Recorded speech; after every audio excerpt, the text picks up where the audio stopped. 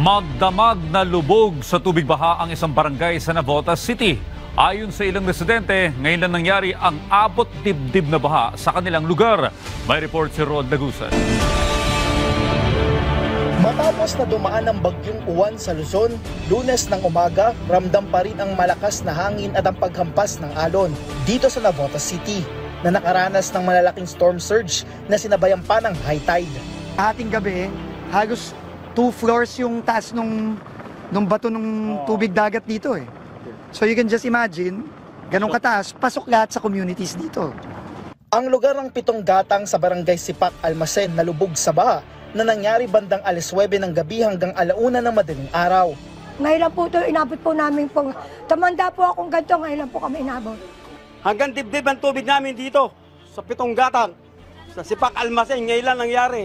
Naabutan pa namin ang ilang residente na naglilinis ng kani-kanilang mga bahay na nalubog sa baha. Ngayon ko lang din naranasan yan, halos lahat ng gamit, nawasak lahat ng mga ulan. Mabilis ang agos, hindi namin na yung mga gamit po nga namin na agos na halos lahat umagos, hindi na namin agapan. Paliwanag ni Navotas Representative Toby Chanco, pautay-utay ang naging pagpondo dito, kung saan may pondong nailaan ngayong 2025. Meron dito portion na nabangga ng mga barko. Siyempre, dahil na nabangga ng mga barko yan, hindi pa pwedeng DPWH ang gumawa. Pinagawa natin doon sa barko. Yung 3 ginawa na nila. Yung isa, yung pag-aari ng high tone na barge na bumangga dyan, hindi pinapagawa. Paliwanag ng mambabatas, ito ang kasalukuyang bahagi na may gap o sira dito sa coastal dike sa lungsod. Anya, ito ang pinapasukan ng tubig mula dito sa dagat patungo dito sa mga kabahayan. Ayon kay Secretary Dizon, ang DPWH na ang bubuo dito, lalo't kritikal ang infrastrukturang ito pagdating sa kaligtasan ng mga residente. Ayon sa kalihim, kakasuhan nilang may-ari ng barge na nakabangga rito. Lahat ng flood control kasi tinanggal for 26 eh.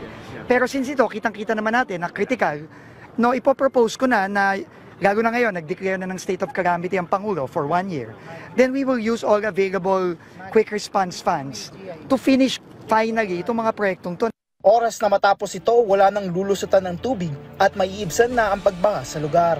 Samantala, kinakailangan naman na gumawa ng pangalawang gate bukod sa kasalukuyang navigational gate kung saan nalagpasan ito ng level ng dagat kagabi. Nakakasa na rin ang pagsasagawa ng dredging at pagbuo ng road dike sa lugar. Paliwanag ni Dizon, kinakailangan na magkaroon ng multiple solution para rito. Nilinaw naman ni Mayor John Ray Chanco na hindi walang nasira kaya nagkaroon ng pagbaha sa bahagi ng barangay Bagong Bayan. Plant box yun. Ito yung lumang dike na mababa. Pinatungan nila ng plant box. So yung plant box na yun ay bumigay dahil hindi naman siya talaga pangharang ng tubig.